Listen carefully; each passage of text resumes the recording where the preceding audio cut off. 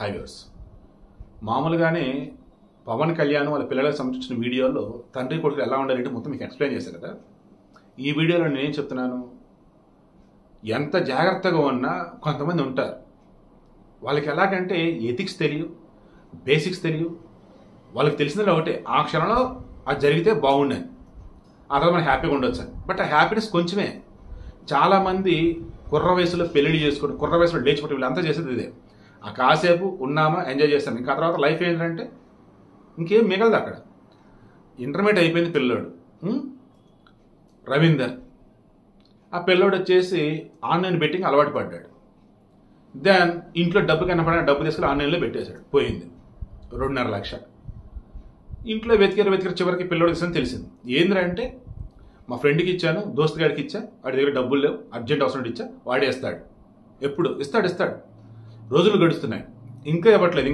మొన్న 1వ తారీఖున జూలై 1 నాన్న నీకు సర్ప్రైజ్ ఉంది నాన్న, రానా అని చెప్పేసి వీళ్ళకి ఇంటికి నీరు పెట్టి ఒక నిర్మాష ప్రాంతానికి పట్టుకెళ్ళిపోయి వాళ్ళని గొంతులో దారుణంగా పొడి చేశాడు. పిల్లోడే, సొంత కొడుకే. పాపం వాళ్ళ నాన్నకి తప్పించుకొని ఒక 100 మీటర్లు వెళ్ళిపోయి ఆడ కొప్పుకొలిపోయాడు. ఇక అప్పుడు వాళ్ళ బాబాయ్కి వాళ్ళకి ఫోన్ చేసి అప్పులు ఎక్కువైపోయినాయి అండ్ బాధలో నాన్న పొడుచుకొని చచ్చిపోయాడు అని అంటే వాళ్ళు నమ్మేసేసి ఊరికి పట్టుకెళ్ళారు. ఊర్లోనే డౌట్ వేసేసారు, ఒరే మనదా వనపర్తి జిల్లా కోతులకుంట గ్రామం, వీళ్ళు బతుకుతుందా హైదరాబాద్లో హైటెక్ సిటీ ఫైనాన్షియల్ డిస్ట్రిక్ట్ ఉంది కదా, అక్కడ గోపన్నపల్లి అని ఉంటుంది, అక్కడ ఎన్టీఆర్ కాలనీలో ఉంటున్నారు, ఎన్టీఆర్ నగర్లో. తాపి పని. దెన్ ఊర్లో ఇబ్బందులా అక్కడ ఇబ్బందులు అంటే మొత్తానికి డబ్బులు కావాలి. ఊర్లో ఉన్న భూమి తనఖా పెట్టి 6 లక్షలు పట్టుకెళ్ళాడు. ఈ 6 లక్షలు వచ్చేసి ఇంట్లో పెట్టుకున్నాడు. ఆ తర్వాత ఇంట్లో ఏదో గొడవైందంట, ఈ పిల్లడే డబ్బులు ఏదో తీసుకెళ్ళిపోయాడంట.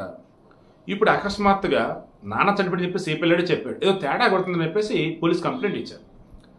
దెన్ పోలీసులు విచారణ చేస్తున్నప్పుడు తెలిసింది ఏంటంటే ఆ డబ్బులు వీడు బెట్టింగ్లో పోగొట్టాడు. ఇప్పుడు ఆ డబ్బులు తీసుకురావాలంటే వీడి వల్ల కాదు, మరలా డబ్బులు కావాలి. అప్పుడు బెట్టింగ్లో పెట్టి అవి కూడా పోగొట్టాడే, బట్ తీసుకొస్తా అన్న నమ్మకంతో వీడు మరలా డబ్బులు కావాలంటే ఎలాగా, నాన్నకి నేను డబ్బులు ఇవ్వలేను, ఇప్పుడు నా డబ్బులు కావాలంటే మరలా ఆ డబ్బులు నాన్నే ఇవ్వగలడు, బట్ నాన్న ఇవ్వడు. సో నాన్న చనిపోతే పోగొట్టిన డబ్బులు ఇవ్వాల్సిన అవసరం అంట. నాన్న చనిపోతే ఇంట్లో ఉన్న డబ్బులు మరలా నేను బెట్టింగ్లో పెట్టుకోవచ్చు. వాడు వయసు మరలా 19 సంవత్సరాలు, ఇంటర్మీడియట్ అయిపోయింది అంతే. చిన్నోడు అన్నాడు సంతోష్, మరొడు బాగానే ఉన్నాడు. సో అంతిమంగా నేను చెప్పేది ఏంటంటే ఎక్కడెక్కడి నుంచో బతకడం కోసం సిటీకి వస్తే ఇక్కడ మనం బతుకుతూనే ఉన్నాం, బట్ మన పిల్లల్ని మనం గమనించలేకపోతున్నాం. దాంతో చెడు సావాసాలు చెడు అలవాట్లు అయిపోయి చివరికి కన్న తండ్రి చంపేదాకా వచ్చేసాడు. వీడికి ఇంట్రెస్ట్ మీకు అర్థమైందా? మీ పిల్లలు ఏం చేస్తున్నారు, మీ పిల్లల ఫ్రెండ్స్ ఎవరు, ఇవన్నీ మీరు కనిపెడుతూ ఉండాలి.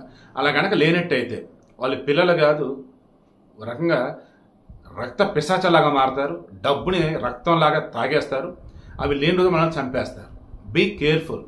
ఇకనైనా మీ పిల్లలు ఏం చేస్తున్నారు, ఎలా ఉన్నారు, ఎక్కడెక్కడ వెళ్తున్నారు ఏంటి మొత్తం కనిపెట్టుకునండి, జాగ్రత్తగా మొత్తానికి వీడిని అరెస్ట్ చేశారు.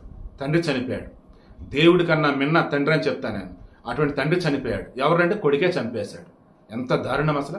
రీసెంట్ టైమ్స్లో రిమోట్ ఇవ్వలేదని అమ్మని చంపిన కొడుకు ఒకడు, ఈ బెట్టింగ్లు పాలయ్యి నాన్నని చంపినాడు ఒకడు, మద్యానికి బానిసే అమ్మని చంపినాడు ఒకటి. ఇలా చెప్పుకుంటూ పోతే రీసెంట్ టైమ్స్లో పిల్లల గురించి నేను వినాల్సి వస్తున్నప్పుడు, ఇటువంటి వింటున్నప్పుడు నాకు అనిపిస్తుంది కదా, తల్లిదండ్రులు అనేవాళ్ళు చిన్నప్పుడే పిల్లల్ని కనుక సవ్యంగా పెంచితే సరే. అదర్వైజ్ మొక్కే వంగునది మానే వంగున అన్నట్టు పెద్దకి వాళ్ళు మారరు.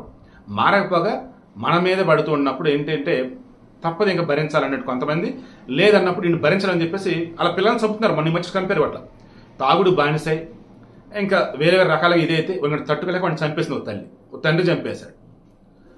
అలా చంపకుండా వాళ్ళు ఉన్నారంటే వీళ్ళని చంపుతూ ఉన్నారు.